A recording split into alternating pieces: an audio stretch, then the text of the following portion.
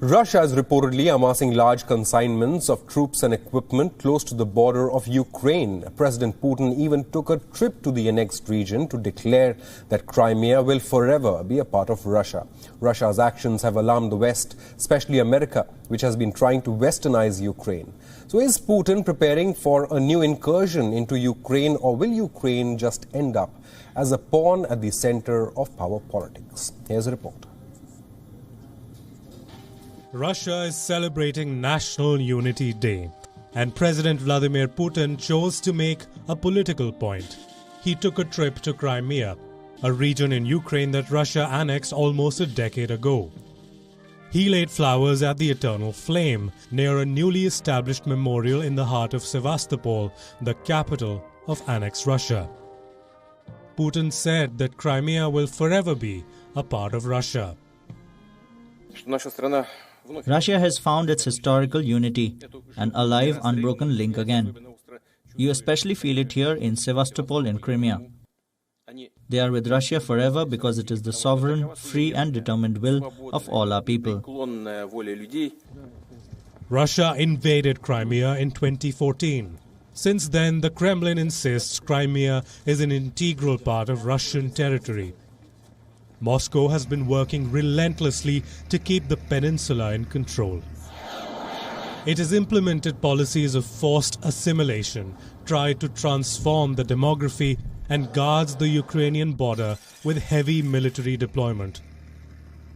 Some 300 kilometers to the northeast of the Ukrainian border lies the town of Yelnya in western Russia. It reportedly houses a Russian military training ground. On the 1st of November, an American space tech company released some high-resolution satellite images of this area. They show around 1,000 military vehicles, troop tents, battle tanks, and self-propelled guns, all of this stationed at the Russian town of Yelnya. Reports say Russia is moving more military equipment here. Interestingly, Ukraine calls it a regular practice. The Defense Minister of Ukraine says that Russia has forever maintained its military presence along the border. After the Russian command and personnel drills were over, units and divisions of 41st Army remained in the European part of Russia, next to the town of Yelnya in Smolensk region at a distance of about 260 kilometers from the Ukrainian state border. It should be noted that the Russian Federation periodically resorts to the practice of transferring and accumulating military units in order to maintain tensions in the region and political pressure on neighboring states. Ukraine says there are some 90,000 Russian troops stationed at the border. The buildup has alarmed the West, especially Washington.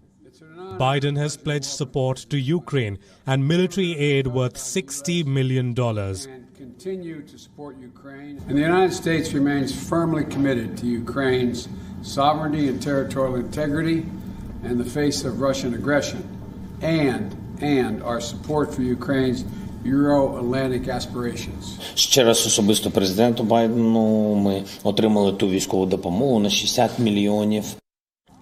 Next week, the U.S. Secretary of State will welcome the Ukrainian Foreign Minister in the White House to launch a Strategic Partnership Commission.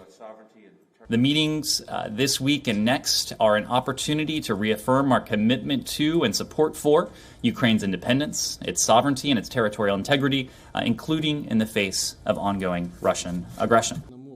Russia is watching America's moves. President Putin has called them a threat.